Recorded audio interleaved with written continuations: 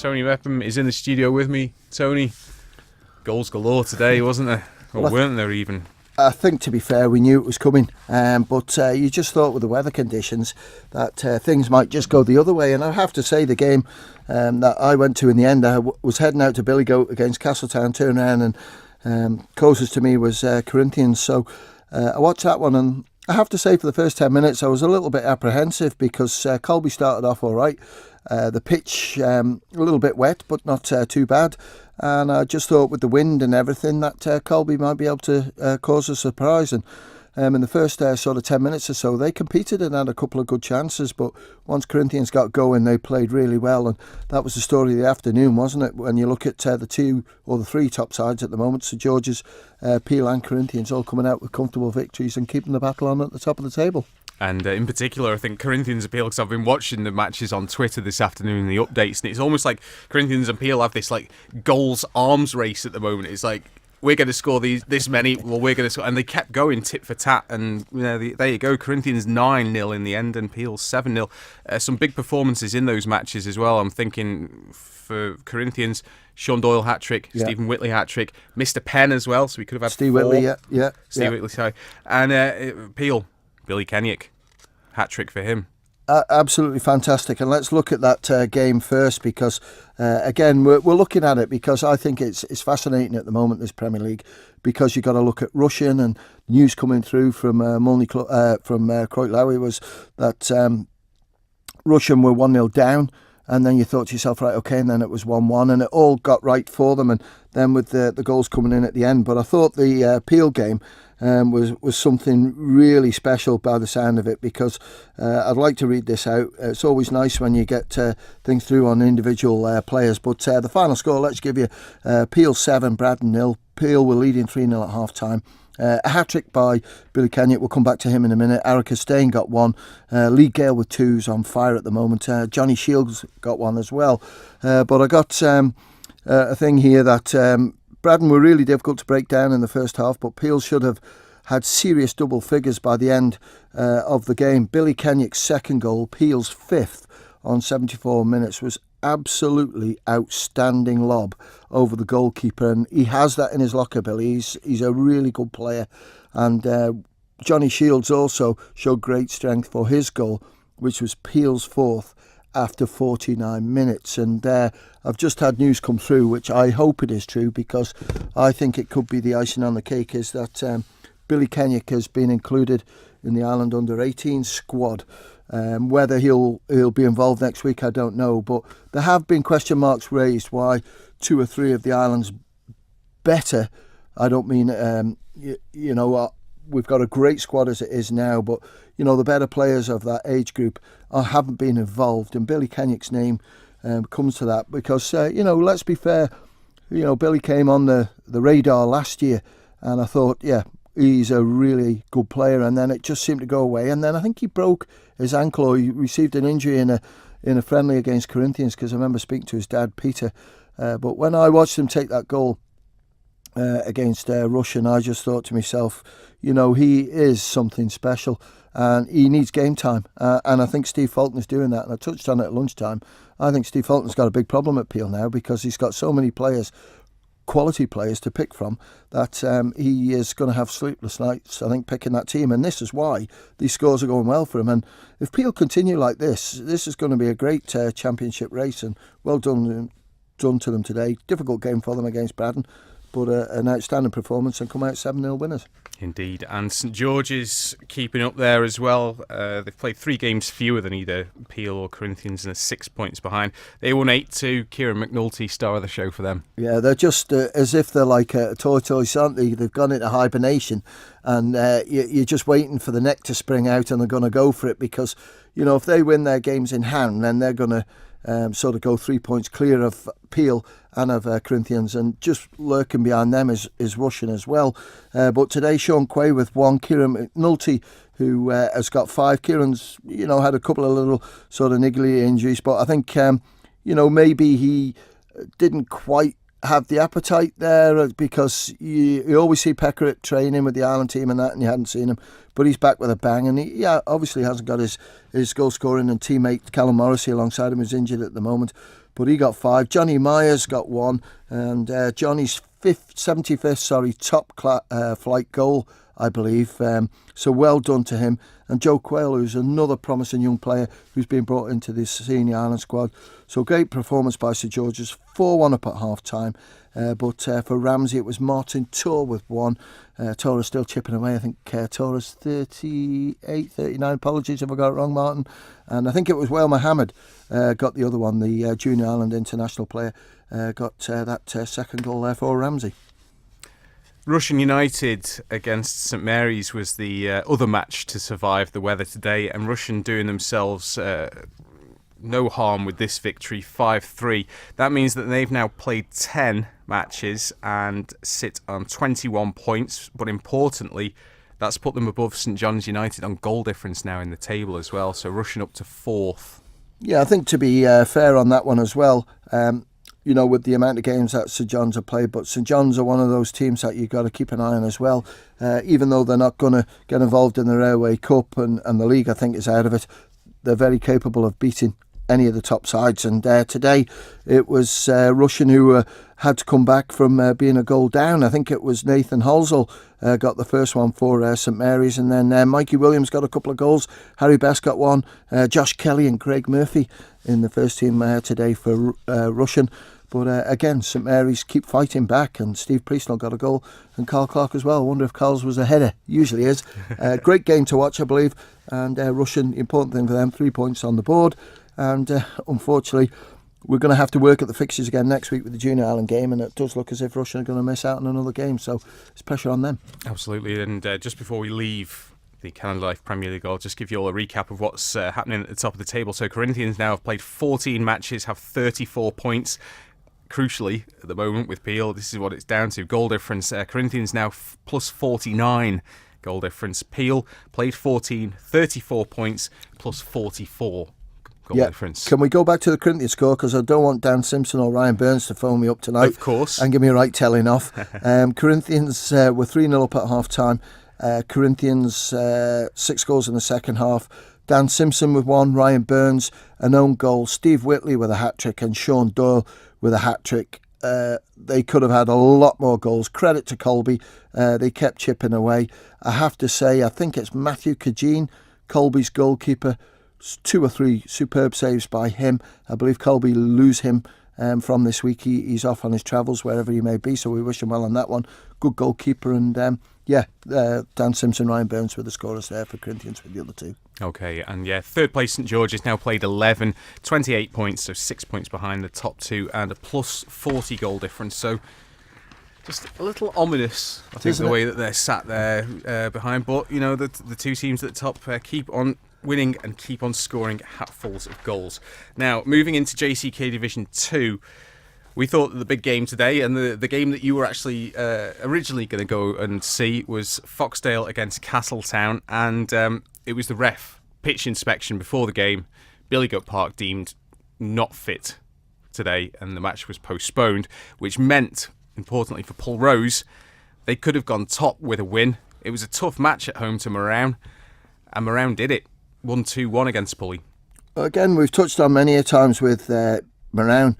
They're another team that can mix it with the big boys, and today they just got it right. And the story of the game is obviously Stewie Morris. He got 2 goals and then got sent off in the second half as well. And bit of a note in from 1 or 2 players that it was a bit of a muddy pitch, but it was a good old battle. It was 1-1 first half. I've got here, we've got 1-0 half time, but I've got 1-1 on this one. And Moraun scored with 5 minutes left to make it 2-1. And then with 2 minutes to go, Stevie Glover, the talisman for Pulrose, hit the post. So he'll be gutted with that one. But no, 3 points for Moraun, and Pulrose, that brings everyone back into the pack, doesn't it? With Castown not playing, and also Ramsey Youth Centre winning. Foxdale has still only played 11 games. There's a lot of work to be done in that Division 2 as well. The game of the day in terms of drama was at Colby, where Onken played Malou. Tell us the tale of this one, Tony. Well, please correct us if we've got some of this wrong, but it's come through from someone who I trust, so we'll see how we go. For Onken, it was Connor Prescott, who's just actually transferred to Onken. Paul Morris got one, and Mark Rees it was with a late equaliser. 1-1 at half-time. Dean Kinley with 2 penalties. Well done, Dean. Danny McLaughlin got the other one for Malou. Now, from what I'm hearing, Craig Marsh got sent off. I don't know if he was playing or what his involvement was. And then I heard that David Rees, the manager for Onken, was sent out as well. So, 2 possible reds in that one. But, I was questioned after lunchtime with that prediction from Calum Raby, for Onken to get beat. Malou are a good side. They've just got to stay disciplined with it all. And with being 3-1 up at one stage and then 2 late goals for Onken, good fight back for them. And that keeps them in touch at the top of the table as well. On a personal note, it was nice to hear Daryl Yardley's name mentioned, someone that I played with at Malou and Castletown way back in the mists of time. Still playing, still doing a good job for Malou. He was the one that got fouled for Dean Kinley's first penalty. So Daryl must be, if I'm 37, 38, Daryl's going to be 38, 39, so still doing a great job in his late 30s for Malou there. No, I think also what's happening is you see Daryl, because I remember his name from Malou, that some of the players who sort of came away from football like that have decided, well, let's come back and let's see if we can help things out. And that's what we've done. It's a great way to keep yourself fit. And it's nice. It's all making it a matey thing, isn't it? Having a bit of crack, and it makes it easier then when you come on the field on Saturday. In his defence, he also has spent many years in Thailand, so that was another reason for him not being around for a while. What's he doing back here then? Oh, well, good question, yeah. And finally in JCK Division 2, Ayr United 4, Governors Athletic 2. We've got a couple of games to go on that one. Yeah, haven't got any information at all on Ayr against Governors on that one. But yes, we've got Youthy against Gyms as well, of course, which was a huge win for Youthy there, both in terms of the score and what it means in the table. Yeah, I know you've been tallying up the points on the league tables. We've been busy, but that was a performance and a half, and he needed it. Johnny Lund, the star today. Johnny got 4. Well done, Johnny. Aidan Cummins just behind him with a hat-trick.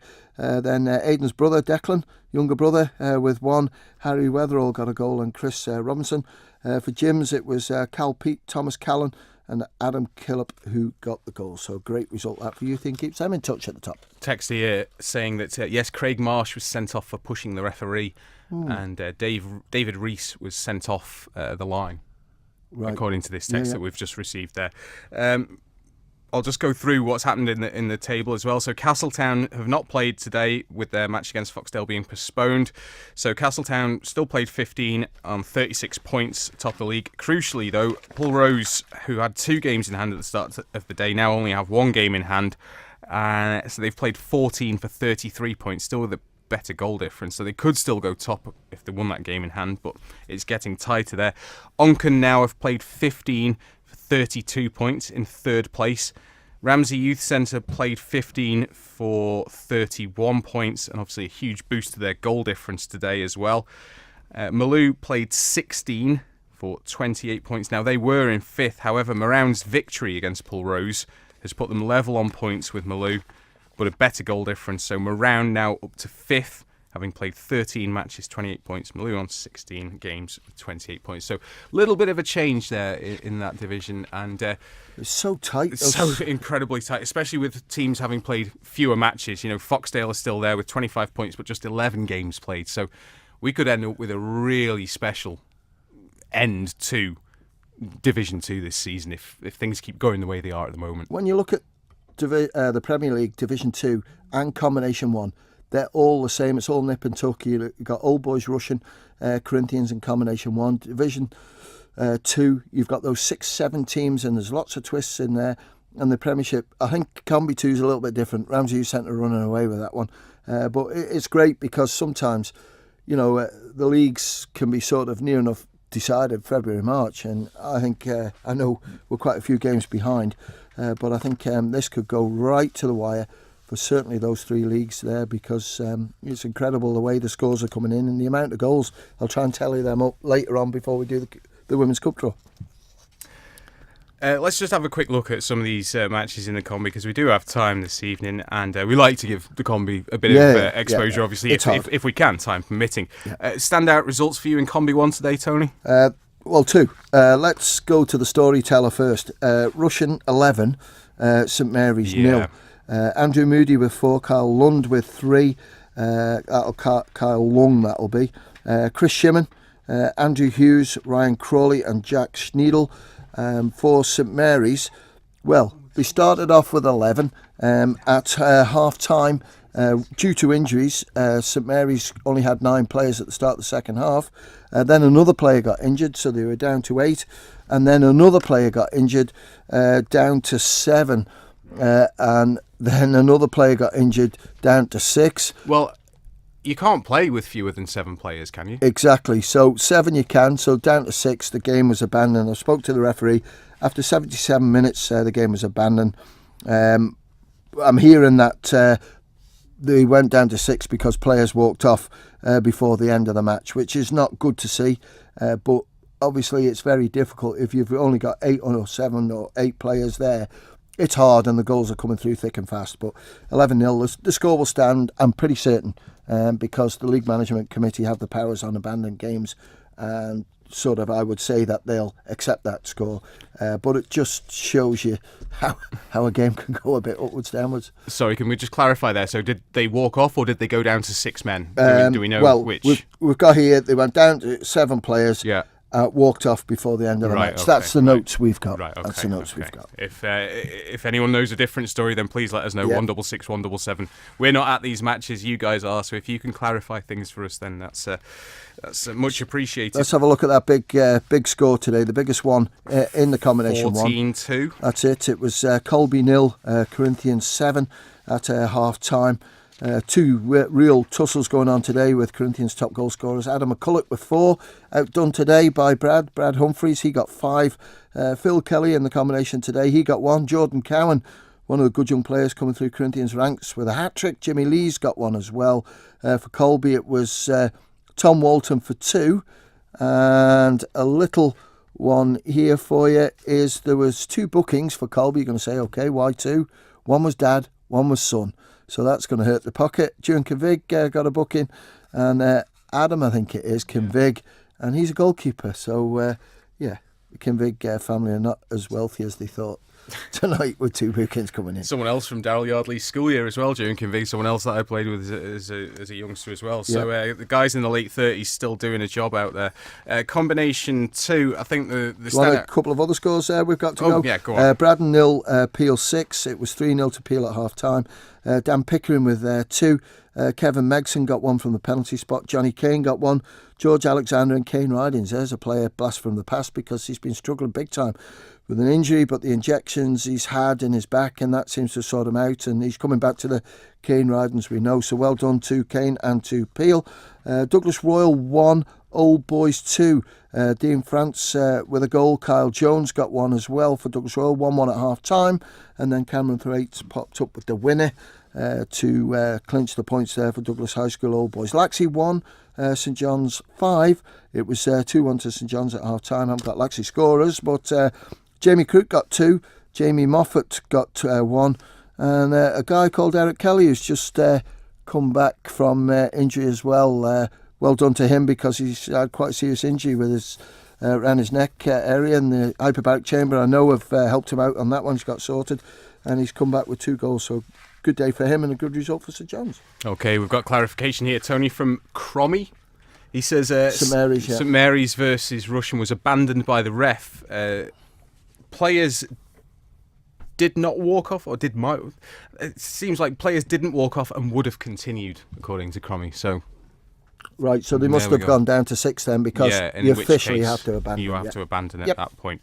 Just a quick mention in combination 2, we've heard that Ayr United's young goalkeeper had an outstanding performance in their 6-3 win against Governors. Yeah, we haven't got a name, but I've been told to look out for this one, so it must be a young one coming through. We could do with some good young goalkeepers coming through, because there's opportunity there for them at junior football. But it was Governors 3. Peter Callow scored the 3 goals for Ayr United. We haven't got the goal scorers, but they did get those 6 to win the game. Okay, Tony, thanks very much. That's where we'll have to leave it for now. 2 scorers on that one? You got 1 at the top, Castletown 2, Foxdale 1. Yep. James Martin with 1, and Aaron Alcott with the other. 1-1 at half time. Haven't got Foxdale's goal scorer. Jim's 2, Ramsey Youth Centre 2, 2-1 to Ramsey Youth Centre at half-time. Dylan Parrish and Tony Corlett, Jack Cannon and Phil Ogle were the Jim scorers, and Unimills 3, Michael 1, Ashley Bovington down, love that name. Yep. Dylan Campbell got 1, and Lee Christian got the other, and it's the 5th win in a row for Unimills. Okay, thanks, Tony. We're back with the Women's Cup draw a bit later in the programme. Yep. Right, just before we go to the rugby, further clarification. The lad that was sent off, Craig Marsh, was not for pushing the referee. Apparently it was for dissent. Quite a difference there. So, if you're going to tell us these things, please try and get it right, guys. Because like I said before, we're relying on you for this information. There is a big difference between pushing a referee and swearing at them. Okay, so let's get that sorted, please.